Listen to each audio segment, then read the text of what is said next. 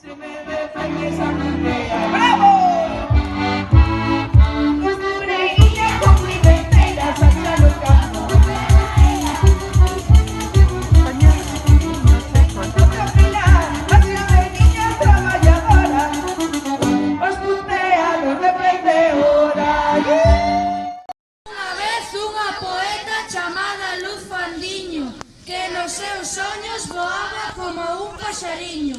Ola, Luz Fandiño, saudámoste con alegría e queremos que no noso cole disfrutes moito deste día.